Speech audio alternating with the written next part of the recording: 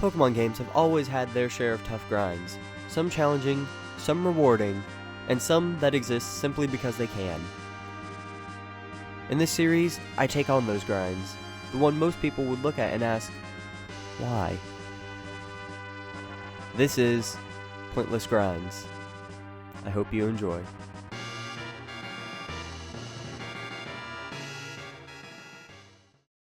From the moment I first encountered them, the Mega Crystals scattered throughout Lumio City and the Legend ZA had me interested. Not only do you gain a small amount of experience for breaking them, but you can also use the shards they drop to buy experience candies. One of my first questions after realizing this was, how far could I actually take this? More specifically, could I use this to get a Pokemon all the way to level 100? I decided to test that idea, and see just how long it would take. But before we start, we need to lay down a few ground rules. Rule 1. I can only gain experience by destroying Mega Crystals or by using experience candies purchased with the Mega Shards. That means I'm not allowed to battle or catch Pokemon, and I'm also not allowed to use any of the candies I found as items laying on the ground. Rule 2. I have to start with a low-level Pokemon. This grind wouldn't be very interesting if I just grabbed something from Wild Zone 20 that was already halfway to level 100. So that brings us to the next question. What Pokemon should I use? Ideally, I would hatch Pokemon in another game to start at level 1, but home support for ZA isn't out yet, so I had to settle for something from Wild Zone 1. I knew some of the crystals could spawn in high up areas, so I wanted to use something that had the ability to reach those. With those conditions, my only real options were Scatterbug and Pidgey. Now, Vivillon is one of my favorite Kalos Pokemon, so I thought it would be a perfect choice considering the region this game takes place in. So, I booted up my copy of ZA and went to Wild Zone 1 to catch my subject, a level 4 Scatterbug, which I named Strife, because she was about to have to overcome a pretty big Strife, and also because of Cloud Strife. Now, starting at level 4 slightly goes against my idea of not wanting experience, but by level 4, Scatterbug's total experience is significantly less than 1% of the total experience we'll need to gain along the way. So, realistically, the amount of leveling we skip here is worth less than the lowest value of candy the shards can purchase. If you really care, then I'll redo this with level 1 once home is updated, just to make you happy. After getting my Scatterbug ready, I set out to start smashing crystals. At this point, I genuinely hadn't touched ZA for over a month, so I took a bit of warming up to remember where to find crystals. This early portion is the only time the base experience we get from destroying crystals is enough to actually give us level ups within a reasonable time, so I made sure to use this to my advantage. Now, normally there are methods to boost the experience yield for a Pokemon, but since both methods we're going to be using give a fixed amount of experience, there weren't really any ways to boost my growth. I went around for the next few minutes smashing crystals until I hit levels 9 and 12, where I was able to evolve into Spupa and Vivillon respectively. Usually it would be in my best interest to wait until level 12 to evolve to Spupa, then not evolve into Vivillon until I hit level 100, as level up evolutions get a boost to their experience gain if they're past the level of evolution. But again, these boosts don't apply to this method of level grinding, so I opted to just evolve early. Now that my friend had evolved into a beautiful butterfly capable of flight, I was able to reach more crystals located higher up on the walls. Eventually, I had smashed enough crystals to reach 999 shards, the max amount you can hold. This introduces the second part of this loop, and the one that's actually going to be giving us the majority of our experience. Inside Quasartico's headquarters, you can exchange these shards for a variety of items, but the ones we're after are the experience candies. With our maximum stock of shards, we can buy 9 large, 3 medium, and 1 small candy, with a remainder of 1 shard. This is another key difference that will impact our grind. If these were rare candies, which give exactly 1 level of growth regardless of how much or little experience is needed, it would be best to save them. While the growth from the crystals is minimum, it likely would still be enough at these lower levels to get a few more levels throughout the challenge. But these are your normal experience candies, and they also give a fixed number of experience, with a greater number the bigger the candy. Because of this, it's actually more effective to simply use them as I obtain them. This way, if I reach a situation at the end where I don't quite need the full amount of experience 999 shards can buy, I can instead opt to obtain slightly less shards and save some time. Using this first batch of shards, I hit level 46. I set back out on a quest to get the next batch of shards, when suddenly I got interrupted by a familiar sound. Whoa! Whoa! Whoa! Whoa! Oh my gosh! Okay, hold on. I need to swap this out, because if I were to catch these, it would not count. Or, it's bad experience. Because it's not gained from the challenge. That is 2. That is 2. They both just spawned. Neither of these were in my world just now. Oh my gosh. I've been down the street before. Somehow I got lucky and had 2 shiny fletchlings spawn together. I'm fairly sure that these were not simply just saved into the world already, as I have no recollection of hunting in this area, or at least not within their range. I caught them both, then added them to the growing collection in my box, and kept moving. Not even 5 minutes later, this happened.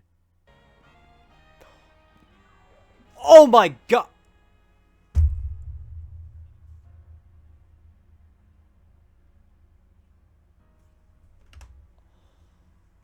Hold on, what?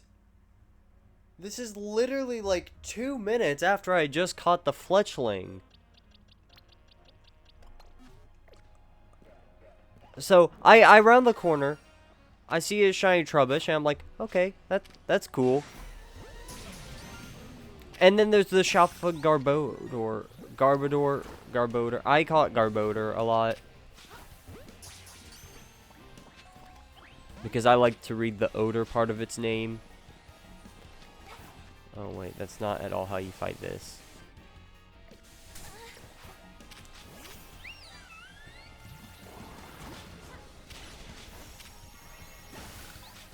That's not what you were meant to hit.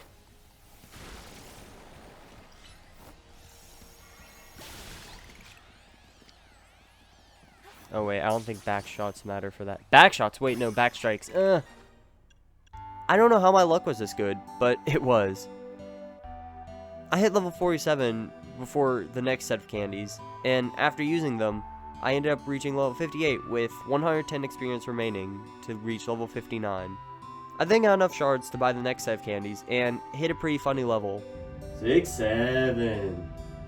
I apologize for giving in to the brain rot. Please feel free to stop watching. I continued to grind for shards until I reached my 4th set of candies, reaching level 74, and stopping my first session. I was 2 hours in and wanted to break to refresh my mind and look up what some of the best spots for farming these shards are. Once I was pleased with my research, I booted up my game for the 2nd session. I started experimenting with things until I found a pretty decent loop. I first started in the alley nearby Quasartico, and it typically had both walls flooded with both the small and large crystals. From there, I would go to the Rancine construction building and warp on the roof of a nearby building, as there was a fair pocket of shards up there. This was a risky spot, as there was a Pidgey that I could easily hit if I wasn't careful with my position and move choice.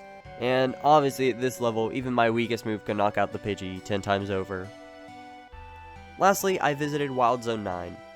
I avoided this area in the early portion of the grind, as the wild Pokemon could easily knock out Vivian before I had a chance to reach the crystals, but now I could take control. This area was great for getting a large amount of shards fast, as there were 3 roofs with massive deposit of shards.